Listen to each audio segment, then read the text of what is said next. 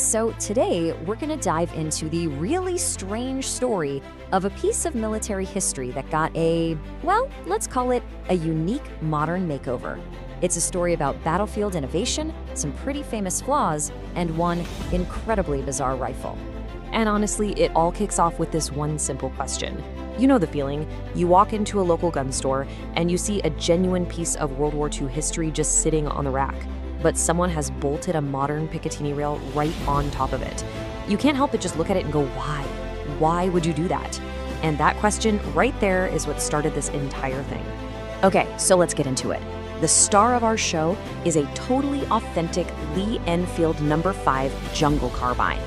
This is a rifle that was purpose-built for the nasty close-quarters fighting in the Far East.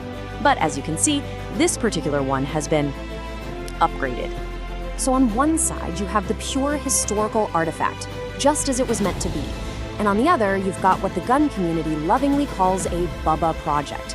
It was just such a weird, almost cursed mix of old and new that, you know what? I couldn't just leave it on the rack. I had to know its story. But before we get back to the curse itself and all the things that went hilariously wrong with this project, we need to take a step back. What even is a Jungle Carbine, and why does it exist in the first place? Well, if you look at this timeline, you can see a really clear trend.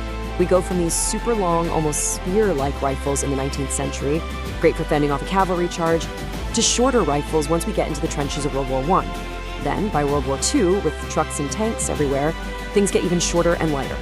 And when the British found themselves fighting in the incredibly dense jungles of the Far East, they needed something even more compact and handy. And that is exactly what the No. 5 was. The British engineers went to work, they chopped the barrel, they cut away a bunch of the wood, and they even milled out sections of the steel receiver itself. They called these lightning cuts, all just to shave off every possible ounce. They even added a rubber butt pad because making a gun lighter while firing the same powerful bullet means it's going to kick a whole lot more.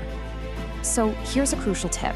If you ever come across one of these and you want to know if it's the real deal, look for those lightning cuts.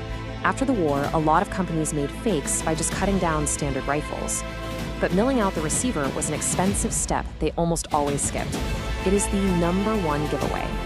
All right, now let's get back to our cursed project. See, the previous owner didn't just add a rail. Oh no, they tried to turn this piece of history into some kind of tactical beast. And, well, as you can probably guess, it did not go well. So first up was this thing, the so-called Jungle magazine. It's basically two 10-round magazines welded together. On paper, it sounds like a brilliant idea, right? A super fast reload in a firefight. You empty the top, drop it, flip it, slap it back in, and boom, 10 more rounds ready to go. But in reality, it was a complete and utter disaster. See, the Lee-Enfield magazine has a really powerful spring. The system was never meant for this. The recoil from just firing the top half would literally just shake all the bullets loose from the bottom half, basically dumping all your spare ammo right on the ground. Not ideal. And the curse just kept going. An aftermarket bayonet that was bought for it was so poorly made, it would actually fly off the end of the barrel when you fired a shot. And that Picatinny rail, the original sin of this whole project, it is mounted in the exact spot you need to use stripper clips, making the standard fastest way to reload the rifle totally impossible. But here's the crazy part. It turns out our little cursed project wasn't the only thing full of problems. The original No. 5 Jungle Carbine actually had its own notorious reputation among the soldiers who had to use it for real. Its biggest, most famous flaw was something called the Wandering Zero. Soldiers claimed that after you fired just a few rounds, the rifle would just lose all its accuracy. The bullets would just start hitting all over the place for no clear reason. That is, and I think we can all agree, the absolute last thing you want from your rifle in a firefight. This actually led to a really fun conspiracy theory. See, the rest of the world was moving on to semi-automatic rifles, and the British troops knew it. So, did they all just kind of agree to complain about this Wandering Zero? Maybe even, miss on purpose at the range just to convince the guys in charge that they desperately needed an upgrade? We'll probably never know for sure, but it's a pretty funny thought.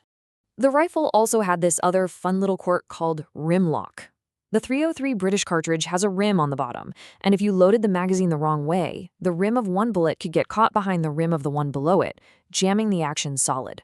Now, a trained soldier knew how to avoid this, but for anyone else, it's a super annoying feature. So you've got this historical rifle with its own famous flaws, and then someone comes along and tries to fix it with modern parts that also don't work.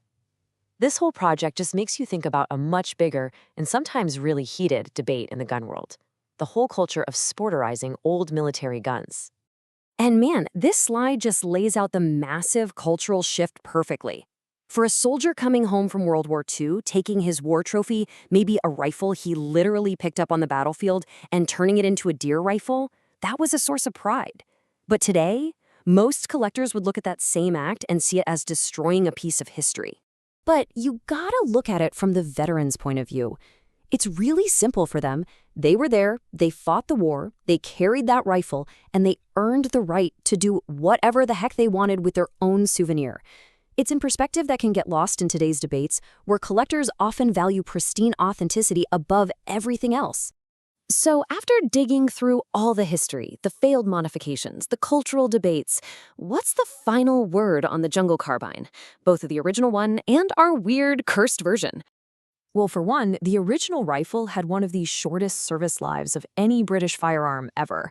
Production kicked off in 1944 and was shut down completely by 1947. Just 3 years. That's an incredibly short run for a main service rifle, and that fact alone tells you a lot. Really, the number 5 was a transitional weapon. It was the absolute peak and the final evolution of the bolt-action battle rifle. But it was created just as the age of the self-loading rifle, like the L1A1 SLR that eventually replaced it, was dawning. It was a great idea that just showed up a little too late to the party. And what about our Cursed Carbine? Look, as a practical, usable firearm, it was a total failure. The magazine didn't work, the bayonet was a safety hazard, the rail made it a pain to load. But as an excuse to dive headfirst into this really fascinating piece of military history and explore all of its quirks, the journey was an absolute success.